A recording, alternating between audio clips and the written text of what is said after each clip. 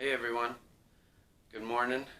Now that the kids are out of school, I'm trying to do this video before they wake up. Hopefully we can get it done. But I thought it was important uh, to correct a couple things I said last time on the video about the flu and about getting perspective. Obviously, now that we have learned a lot more in the last week of the coronavirus, there's a lot more information out there, a lot more understanding of where we're at. And I know, from my perspective, the news gives you such a view that either it's like panic or nothing.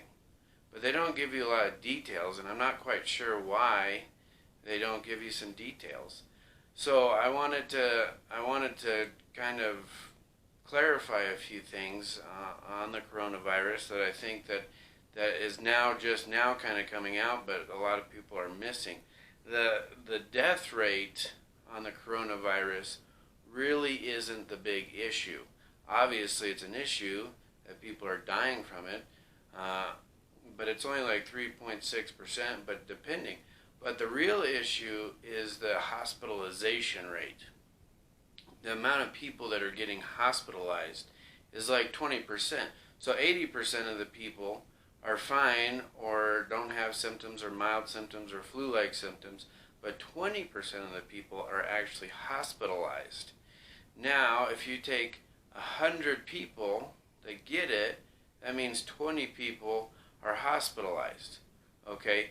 And then from there, you're looking at 6 to 8% of those people are actually needing ICU care. And then 3%, 3 to 4 or 5%, or depending, actually pass away from it.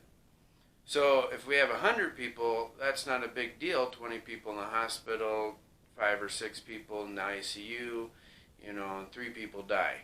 Well, if we have 10,000 people that get it all at once, then you'll have 2,000 people that need, or 200 people, no, 2,000 people that need hospitalization, and then you have, like 50 or 60 people that are needing care, if I'm doing the math right there. So then what happens if you have 100,000 people that get it at the same time? Then you're talking about 20,000 people that are flooding all the hospitals and then the ICUs and down. And then it becomes a serious situation, and that's how the hospitals get overrun. And then the hospitals are having to go into a triage situation where they decide who gets care and who doesn't, which is who lives and who dies. So that's the real issue with this, and that's what I feel that the news didn't really portray at the beginning. They were always talking about death rate and what have you, but it's really how many people are hospitalized, and once our hospitals get overrun, then what happens? Now that's the issue. Now what do?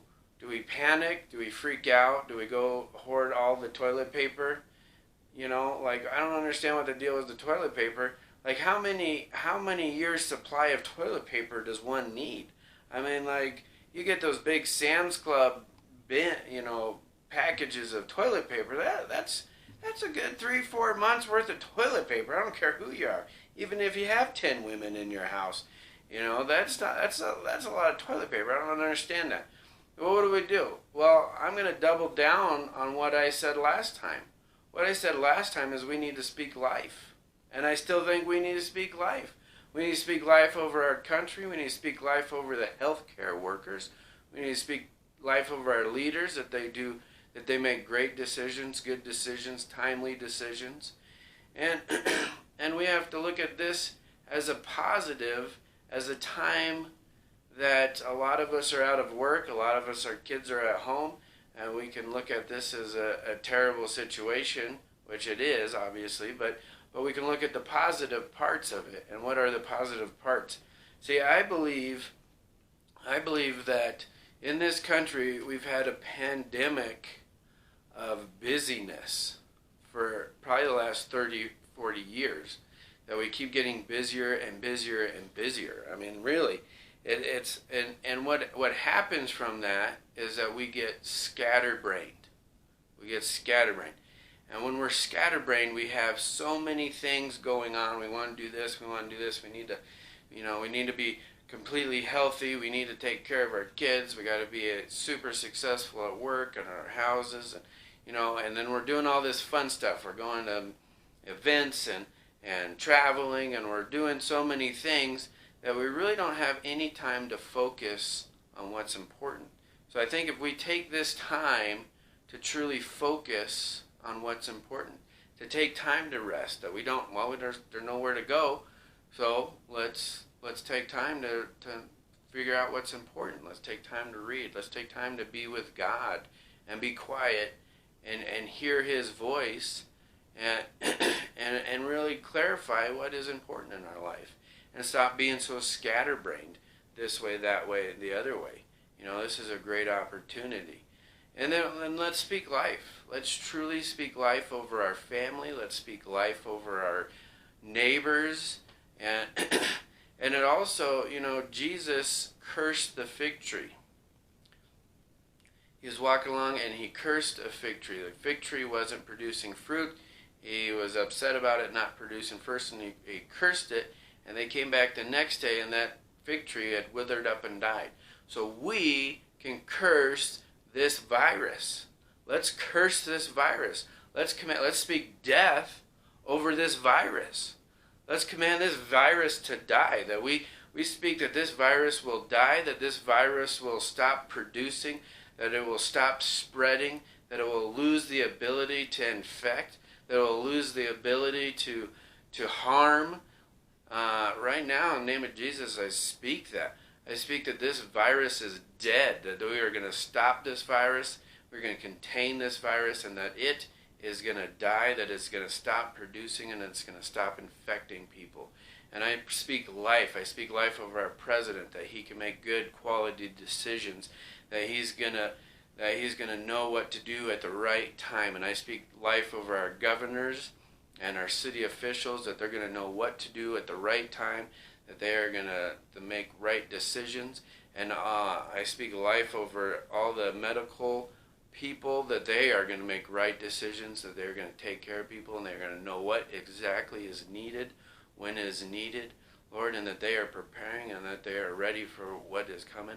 But we are speaking life, that they are going to not need, that the hospitals are not going to be overrun, that the hospitals are going to be taken care of, because this virus is dying. And I speak life over our families, that we're going to use this opportunity to come together as a family unit and as a community unit, that we are going to come together and work together and love one another, that we're not going to hoard toilet paper or anything else, that we're going to make sure that everyone is taken care of, that there is no lack in this country, that there is love, there's peace, and a sound mind in everybody, and that we're going to focus on what is the most important, and what we need to do as a community to live life and live life abundantly, and that we're going to come through this, and on the other side we're going to be so much stronger, because we're going to know what's important, we're going to know who we are, and we're going to know how to take care of each other, and we're going to know what is needed in this world, so that we stop being scatterbrained and we take care of what is most important in our lives and in this world. So thank you for listening to this. I hope this blesses you.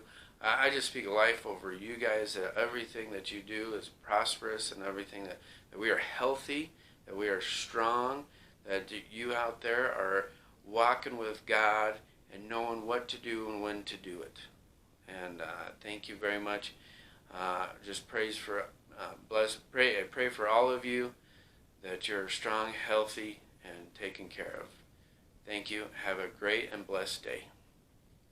I also want to take a moment just to thank all the healthcare workers for what you do on a regular basis, taking care of us, and what you're getting ready to do. And I know you're all getting ready to go to war with this thing, and I just want to say thank you. I want to say thank you from the bottom of my heart. for everything that all of you do, all the doctors, and especially the nurses and the pharmacists and all the administrations and hospitals that are just preparing for what's coming. And I just want to say thank you. We appreciate it.